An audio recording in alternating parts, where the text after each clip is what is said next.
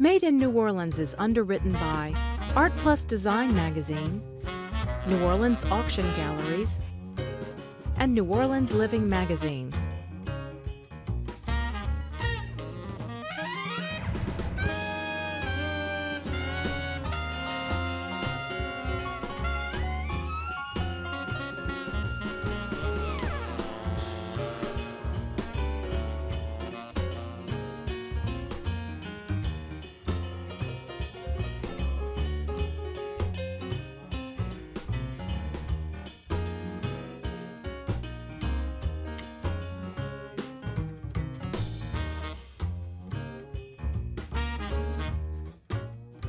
Hi folks, welcome to Made in New Orleans. I'm your host, Steve Martin.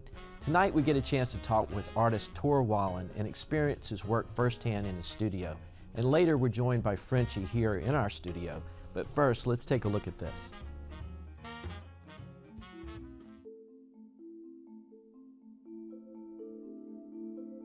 Europe has a love affair with New Orleans. You know, in Oslo, fly New York, fly New Orleans. You know, we grew up with Louis Armstrong as a equivalent of Chopin.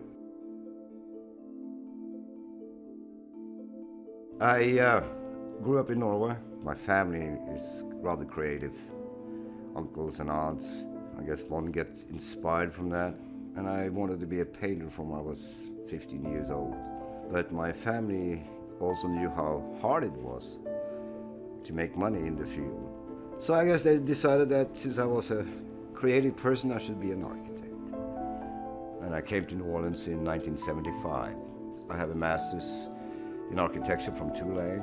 It was a very strange way of being an architect, yet wanting to be a free painter, because I learned a tremendous amount of that of the interaction of humans and the psychology of it through expression of forms, colors, rhythms, all of those things that do go into the heart of architecture.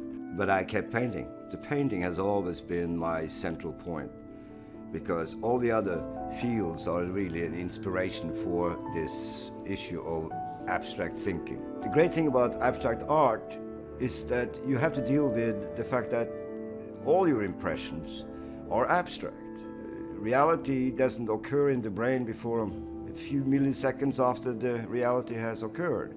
And I started to become very fascinated about the idea of closing your eyes, and as the images disappear, what you're actually seeing is a reverberation. And you recognize that all the colors that you see when you close your eyes is the opposite of what is real.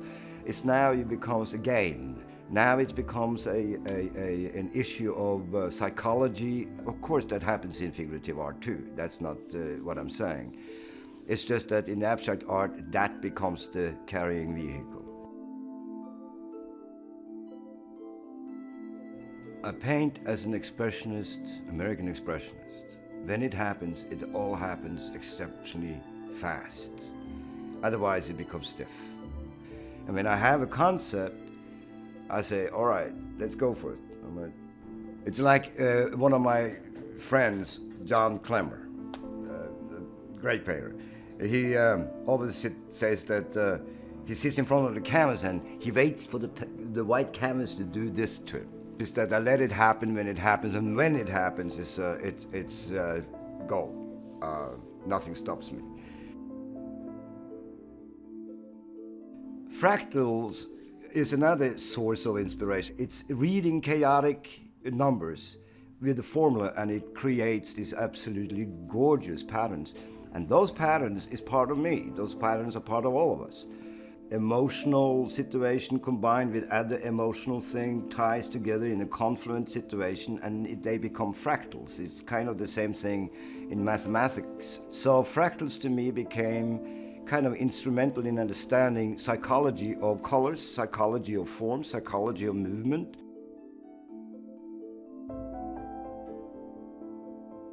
I'm a colorist probably maybe more than just quote form, because I deal in this idea of psychological issues of colors. It's trying to figure out where it is, but it may be also coming back into the fractals. I'm not saying that I'm painting a fractal, because I'm not.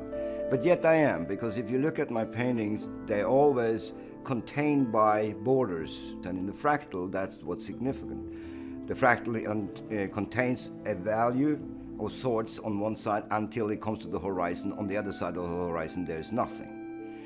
The same thing with my paintings, what is painted, what is not painted, so that people can actually try to get into this conflict, if you want to call it, and which spawns some kind of a trigger mechanism in the brain. And if I do my job right, hopefully people will see that for what it is. Not my story, their story, but based on similar emotional statement or feelings. You're watching WLAE, New Orleans Public Television. Find us on Cox Channel 14, Charter Channel 11 and 711, AT&T Channel 32 and 1032, Dish TV, Direct TV, and over-the-air broadcast on Channel 32. Welcome back. We're joined now by Tor Wallen. Tor, thanks for coming in. My pleasure, my pleasure. What's your background in art? Is it architecture first and then, I actually have no formal training per se in art. I have had some classes here and there, but my formal training is architecture. I studied in Switzerland and here. But you had a childhood that was artistic, right? Yeah, my family members, they're all painters, singers. There were a lot of artists in my family. Mm-hmm. And that certainly affected me and influenced me. And you attended school in Switzerland for your architecture? Yeah. Okay. Yeah. And then how did you bring all of that here? Well, I came to the United States. I studied more here at Tulane. Mm-hmm. And while I was here, I got, I never stopped my art. Right. And so I kept painting, just went to abstract art. And who were you influenced by at that time? The painters that you... That was kind of I was experimenting with mimicking a lot of different painters. Right. From the big famous painters from Munch to... Well, that's how a self-taught artist teaches himself. Is absolutely, right. Yeah. Read about their stories and their hardship and all of those little things. But I really felt like that was my future. Right. It's something I really wanted to do. And coming to the United States, I went into the abstraction, and there was that really connection between music and, shall we say, the visual art. Well, in your studio, watching you paint, I saw your keyboard there, and how much of the music makes it into the painting? Quite a bit. I mean, I have a piano there for a purpose. I paint, I hear music, I play music, I see colors or shapes or forms. Right. So for me, that is a very big crossover. Everybody knows the painter has to sit on his ass for a little while and wait for the either inspiration or for the pen to dry, to use the word. So having a piano there or a synthesizer with all my sounds, I can stay within the pocket without having to do something else. Right. Well, you can see the mood that's created in the painting through the use of color, and they are moody. You can tell that there's weight to the abstraction, and the energy that you use in your brushstrokes. So again, that comes back also to a little bit between this music and the issue of color. To understand that interrelationship, and that is music, sound is the most abstract sensory perception. Well, in past shows, we featured people that were jewelers or artists that had architecture backgrounds, and you could easily see how the architecture informed their current artwork or jewelry, because it was a structure that was just reinterpreted in another form. But it's a little bit of a difference here, because your architecture, being very structural, is not at all, or is it, in your abstract painting? In a way it is. I mean, my work looks loose. It's not. I mean, I do a lot of sketching. I do a lot of preparation before I actually go and do my act of art. So when certain people think that abstract painters just throw it out there, you really think it through and carry a process out? Not in my case. I mean, I select a thematic that I want to dwell in and go into, and I actually spend days figuring out what is the best approach. Right. And then I do sketches, and then I mull over it and wonder if it's going to even happen. Right. And then suddenly explodes, and then sometimes the painting becomes differently than I anticipated, yet it's fairly structured the way I approach this. Right. But then again, it's also other approaches in this, that the music creates these emotions that is very easy to understand: fear, beauty, peace, all of this. And the same thing happens when one uses colors and shapes and forms in the abstract format. So I'm going for that emotional. Right. Red raises your blood pressure. Exactly. Right. All of that stuff, and that's hidden issues that we don't even think about, and yet it applies to us all. Right. And in architecture, that has actually, it's a similar thing in architecture, and that is that there's so many issues that affect a building: how it's used, who is using it, the shapes, the forms, the colors, the sound in the building. So you're doing some interesting things in architecture still here. You're working as an architect, and one of the projects you talked to me about briefly was on St. Charles Avenue, where they're taking a 1950s building and you're putting it back into use. Yeah. Can you tell me a little bit about it? For me, this is actually a fun project because it is a Curtis and Davis building. And Arthur told me before he died that he was kind of irritated that some of his building, if not all of his building, was going to be torn down before he died. They could have waited, as he said. Right. So this is kind of fun. We're bringing one of their buildings back, and it's a building in the 1950s on St. Charles. It's going to be the headquarters for the New Orleans Advocate. John Georges owns that building. I think the neighborhood is happy to see it coming back, and for us it's great because there's so few of these mid-century buildings that are being retained or being kept. Right. And so this is an exciting project. So one of the things that you also talked to me about was, I'm going to call it your opus, where you're able to, in a very large installation, do a art piece that's part visual, part sensory, part music, part experience. Yeah, listen, this is a project that I dealt with for over 30 years now, and this will be the third attempt to get it to show it. Right. It's a ambitious. It's a big project in a sense, but again, it deals with all of these influences that I, as an artist, deal with every day. Right. Architecture, music, social issues, people's perception, and it deals with perception. It's called abstract urbanism. It's about trying to debate the perception of reality as we, go through life. We're all having different points of view, and sometimes one wonders, does it come from me, or does it come from my family, or does it come from my neighbors, does it come from the newspaper? Right. And the information is not always the same for everybody, particularly in the urban environment. So anyone that would view this would not have the same experience as the next person that viewed it. In a way, if you start in the same point and walk two different ways in the show and come to the end, you will have two different experiences of the show, depending on where you are in the show. And it goes from beautiful to violent to et cetera, et cetera. It's a project that will engage schools. We talked to Tulane many years ago, we talked to the city, to get people involved in this debate, namely how do we formulate the riddle of the urbanistic growth in the future for what we're going to do. I mean, this is about trying to get people involved or engaged in this. Maybe that won't happen, but it certainly is an attempt to try to formulate a comprehensive sense for all to understand how complicated this is, and truth comes in many dresses. Right. And you'd also mentioned, and I don't know if it's part of the same idea, but the statistical sculpture. Yeah, I mean, part of abstract urbanism, we have something called I have something called the urban scoreboard.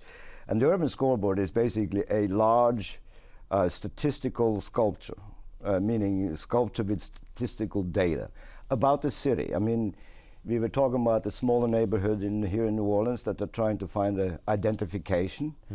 And so we were hoping that we can get one of my abstract urbanism scoreboards, urban scoreboards in place to show how many people buy ice cream in that neighborhood, how many people graduate, how many people getting out of poverty, but not necessarily this most serious data, but data that you can identify with. This is my neighborhood. You Right. know? I like the one where you said people having sex at 3 o'clock. So that Yeah, I mean, we don't know what the.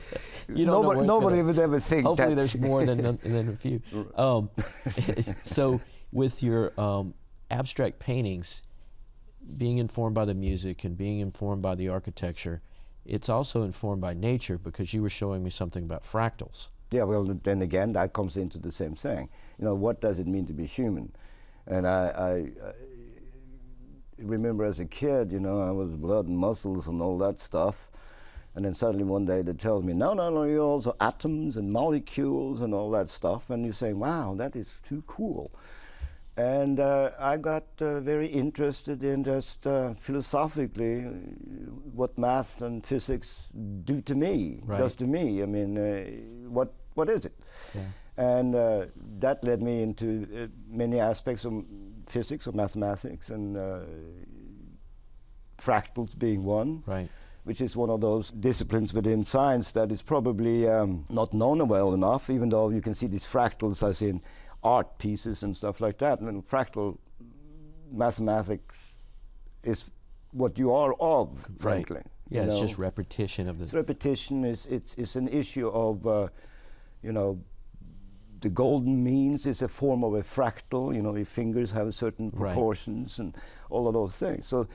So just like urban environment regulates your life, just like you trying to regulate urban life, the physics of you regulates who you are and how you see colors and how you, what colors makes you scared and what color makes you happy. You know.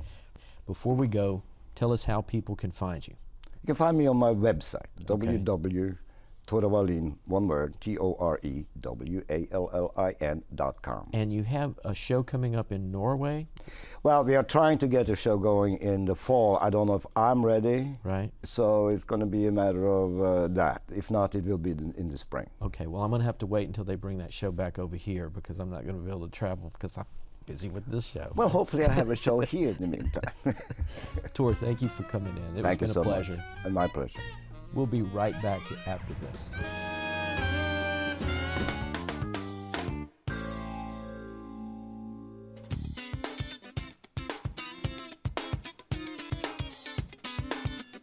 Weeknights at midnight on LAE. And we're back, and we're with artist Frenchie in the house. So Frenchie, welcome. Well, thank you, man. It's a huge honor to be on the show. I'm glad you could make it. You've been a fixture in New Orleans for many, many years, and you and I were just talking about how we've kind of circled each other and not really ever met, which is amazing, as close as we've been in with our galleries and everything else on Royal Street. Tell me a little bit about how you got started in art and your journey. You know, where'd you start? Where were you raised? Are you from New Orleans? You know, the funny thing is that I moved around a lot as a child, and I went to a lot of different elementary schools. And every time I went to a different school, I have this natural knack to be able to draw caricatures of people. Right. So it didn't take me long before I figured out I'd go to a new school and I'd do caricatures of the prettiest girls in class. Oh, that gets you a long way. Because I wasn't the biggest guy. You know?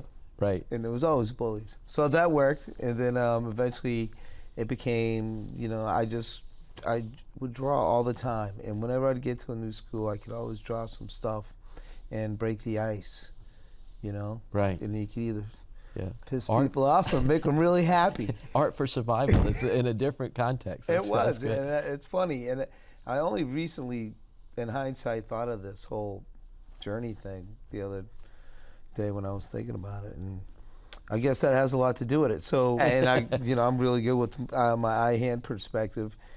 And, but, you know, I wasn't afraid to work really hard. It was fun to work hard. I mean, I enjoyed it, you know, and I was the boss's son, so I had to represent. And so here I am. I grew up with boxers and roofers, and I'm in Florida after Hurricane Hugo at the mall back then. It was shaped like an alligator. And it was before Barnes and Nobles and all the bookstores, and it was internet. And I came across. I went to the art section. Right. to be honest, to maybe, see some good black and whites. Right. And I come across the Herman Leonard book, and here's these musicians with the same look in their eyes as those boxers and as those roofers I grew up with. And I was like, all right. That's cool. So I was like, this is awesome. I had no idea. And I buy the book. Right. And I go to check it out, and it was like $50. And I had like 55 in my pocket. And I'm like, oh, wow, $50 for a book? Yeah. These Cavaricis cost $50, right? So anyway, so I get the book, and I go home. It didn't take me long before I bought a canvas and some paint, and I drew out Dexter Gordon out of Herman's collection, and I painted it. And it just blew my mind. I was like, wow, I got to find these guys, these musicians, what's happening here? And then eventually... Why'd you pick that particular guy out of all of those guys? Was he the one that he had the look? He was smoking a butt, and he was just kind of looking off. Okay. He was chilling. He had the character for you. Yeah, there was something about it. Yeah. It was slick. It was dark, So you developed your style. Your style is figurative expressionism because you're capturing a moment in time and you're using color and vibrancy of that. Right. And I noticed that Leroy Neiman was one of your... definitely an inspiration. I mean, photographs of all the Herman Leonards that I painted, because at this point I painted like 50 freaking Herman Leonards. Right. And everybody's like, man, that's great, but have you ever done it like at a concert? And I'm like, no. And I'm like, it makes sense. I'm like, frick, I got it. I'm confident enough, which I had no idea what I was getting into. And I set up one day, and at the time I was painting in oil. It was a band called the Heavy Metal Horns, and they're in town from Boston. And I set up, and I did the painting, and out of nowhere came all these colors. It was just in all this free form, right? Which was completely opposite of everything I taught myself at that point, from painting what I thought was realism and what you're supposed to paint as an artist. Right. And all of a sudden I'm like, well, you don't have time to sit and kind of model the whole thing if you're painting live from. It was love at first sight, man. I was like, boom, and that feeling, and then that was it. And then. It wasn't long after that I, all my friends at the Hard Rock were like, you just moved to New Orleans, man. We love you, but just get the hell out of here and move to New Orleans. And I did. And I came here with about 20 paintings, a cardboard box, and a clothes basket. How hard was that? Yeah. Well, the decision was nothing. I did it, man. It was so much fun. I just went for it. I was only 25 years old. I didn't have a care in the world. I just went for it. And when I got here, this is where it was home. You came into your own, right? But yeah, right away I started meeting people, and the next thing I know, I'm painting Rebirth on Tuesday night at the Maple Leaf. The first painting I did was with Chris Thomas King at the Maple Leaf on a Thursday night. That's when he had his dreads, there was 2 people in the crowd, and that was the very first painting I did of a musician. But then I started painting at Donna's on Rampart. I used to set up in the window, off the old seats. Now you're on Oak Street right now and in the French Quarter. Tell me about Oak Street. How does that? Well, Oak Street came about after I was on Royal Street for a few years. Right. And I got ate up with the business. And I was a young man. I was in my early 30s. Right. And Well, I used to walk by. You had some great parties. I got a little wild. Yeah. We all did. You know. What do you expect? And I don't have a regret in the world, and I'm very blessed. So basically, I was up with my lease, and I was like, I just want to go back to my roots, and I ended up renting a house around the corner on Cambronne from the Maple Leaf, and then eventually the places across the street became up for rent, and I made that part of my studio. So it was close. You could go over and there. paint and see the bands. I actually lived across the street from the Maple Leaf for over a decade. Yeah, that's cool. So where did the sports come in? How did you get that segue into doing the sports came in. It just because people saw me painting at live events, and they just kind of figured, hey, this guy could probably go paint a football game too. And at this one time, Peter Becknell was my manager at the time, and we did a fundraiser at the Ritz for breast cancer, and it was Tom Benson's fundraiser. Right. And I did a painting of, there was no band or anything, and I just did a painting of the military procession. Right. Which was really cool, by the way. The Marine military procession is something else. And so a few people better than Tom did, and everybody sat down, and he got the painting, and then Pete went into the office not long after that, and asked if it was okay if I painted it on the sidelines. And he said, yep.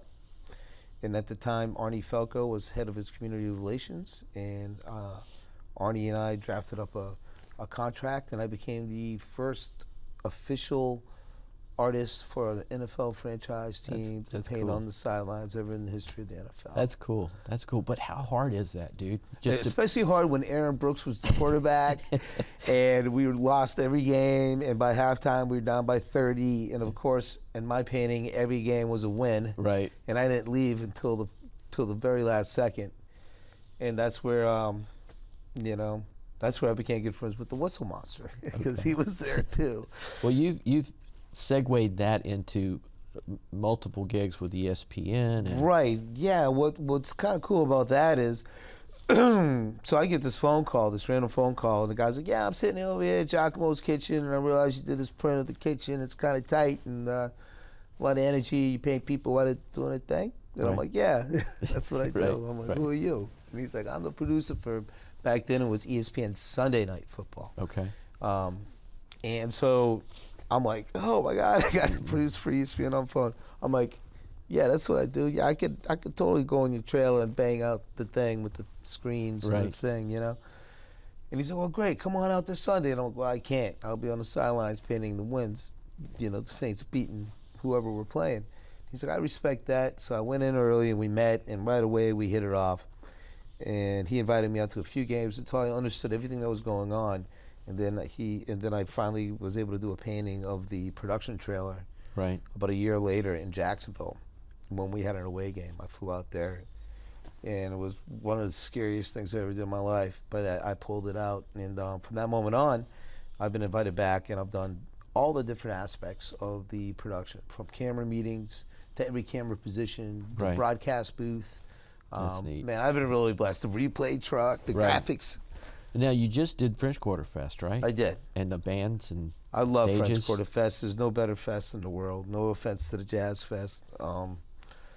They're both unbelievable. It's amazing. There's only a week between them, you know? Right. It's amazing people got the strength to go to the Crescent City Classic in between them. I mean, it's nonstop, man. That's what we do, though. Right. Yeah. I mean, party we're every so day. blessed to live in New Orleans. Well, it's kind of Louisiana. cool that your new gallery on Toulouse Street's right there. So. Yeah, that was awesome. Right. Like I can't tell you how many years I've been in the middle of French Quarter Fest, tired, cars a million miles away and stuck in traffic, and I'm like, man, I just wish I had a spot. Right. And having the spot is just amazing. Being back in the French Quarter is an honor to rent square footage down there. Right. And be part of that. Well, tell us how people can get in touch, because I know you book for events so that you can come out and actually paint their wedding or their backyard football game or whatever, right? You know it. Yeah, you know and then you got your galleries. So where are the galleries? Well, we have a main gallery, which is Toulouse Street, which is open 7 days a week, from 10 to noon, 10-ish to till 6-ish. Gotcha. And on Friday and Saturday nights, you come see Pierre, and he's always holding down the Oak Street location, which is our nighttime spot. And we kind of mimic the hours of Giacomo's and the Maple Leaf. Right. And website? FrenchieLive.com. All right. Frenchie with a Y. Frenchie, man, it was a pleasure to finally meet you after all these years. This is awesome. You're great. Love it. Oh, no, I am a mere reflection of the city of New Orleans. But you got I owe that everything to our beloved city. And thank you, my brother. You got it. All right. We'll be right back after this. You're watching WLAE, New Orleans Public Television. Find us on Facebook and follow us on Twitter.